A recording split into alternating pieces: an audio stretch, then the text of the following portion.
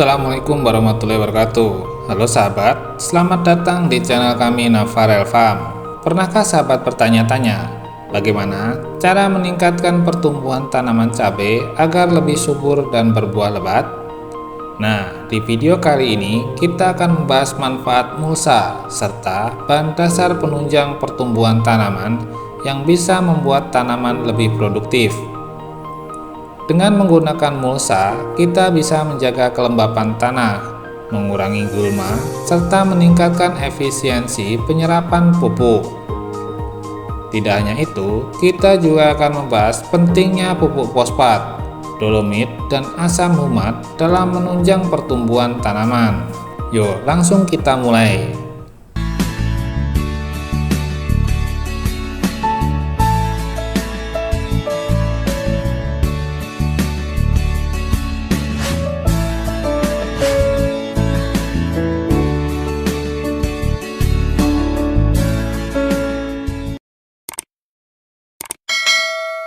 Mulsa merupakan bahan penutup tanah di sekitar tanaman untuk menciptakan kondisi yang lebih menguntungkan untuk pertumbuhan, perkembangan, dan peningkatan hasil tanaman.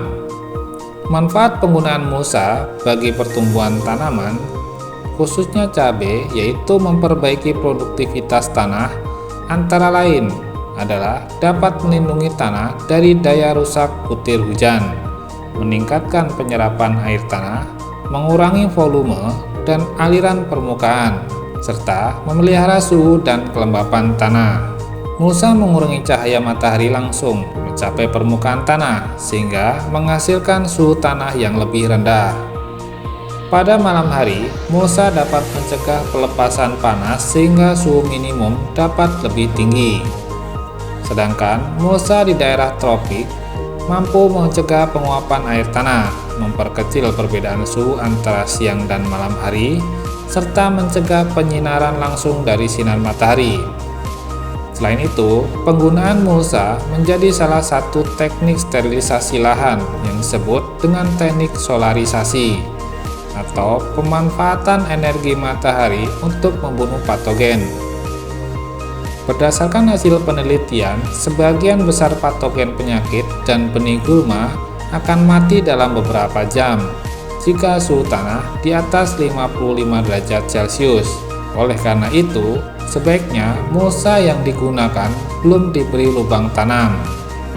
Pelubangan mulsa sebaiknya dilakukan 5-7 hari sebelum tanam. Pendiaman lahan pasca diberi mulsa sekitar 2-3 minggu atau sampai tumbuh rumput. Guna menunjang pertumbuhan tanaman, sebelum penutupan mulsa sebaiknya pemasukan pupuk terlebih dahulu.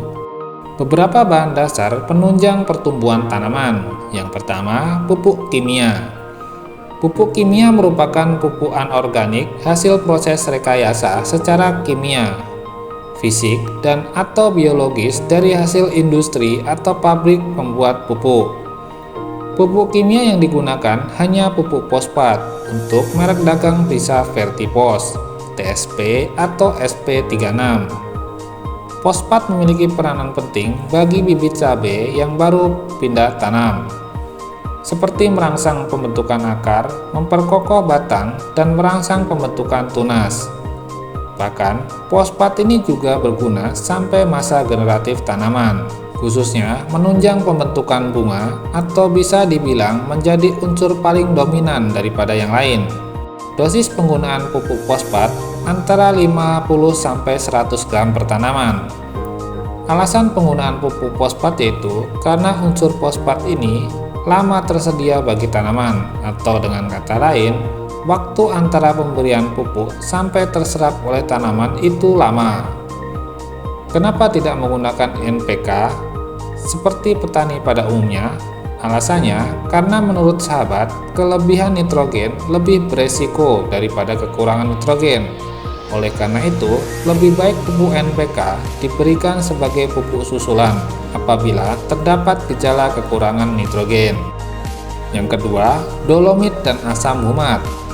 Kebutuhan dolomit sekitar 1 kuintal yang dicampur dengan 2 kg humat merek dagang Power Soil.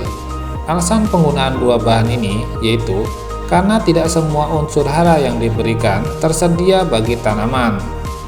Dengan adanya kombinasi kedua bahan ini akan menaikkan pH, memperbaiki sifat fisik kimia dan biologi tanah, sehingga mikroba di dalam tanah mampu berkembang dengan baik dan membuat atau mengubah pupuk menjadi tersedia bagi tanaman. Bahan dasar yang digunakan memang sepele dan mudah ditemukan di toko pertanian, namun manfaatnya sangat luar biasa dan terbukti efektif menunjang pertumbuhan tanaman. Untuk urutan penyebaran, bahan dasar pertama yaitu dolomit ditambah asam humat terlebih dahulu, kemudian baru pupuk fosfat. Setelah itu bedengan dijadikan dan diratakan, baru ditabur lagi dengan dolomit dan asam humat. Penggunaan lain seperti pestisida baik insektisida dan fungisida disesuaikan dengan keadaan lahan sahabat. Apabila masih ragu dan masih terdapat uret atau hama tanah lain, bisa ditambah insektisida bahan aktif diazinon atau sipermetrin. Apakah penggunaan bahan beserta dosis harus sama persis dengan penjelasan sebelumnya? Jawabannya tidak ya sahabat.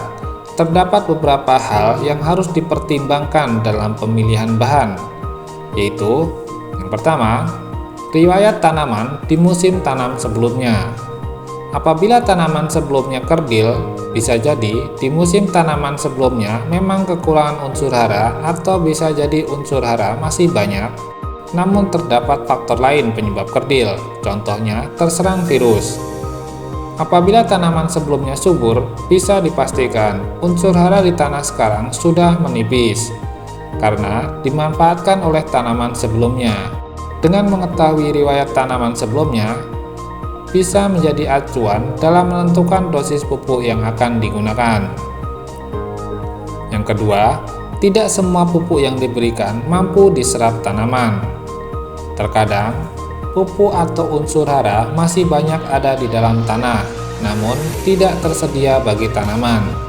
Oleh karena itu, dalam rangka mengubah unsur hara yang tidak tersedia menjadi tersedia, harus memperbaiki sifat fisik, kimia, dan biologi tanah. Salah satunya dengan menggunakan asam humat.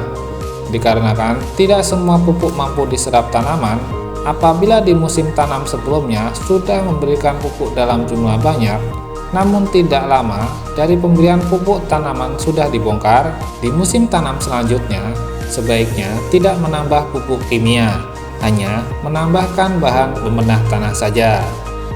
Itu dia pembahasan kita kali ini tentang manfaat mulsa dan bahan dasar penunjang pertumbuhan tanaman.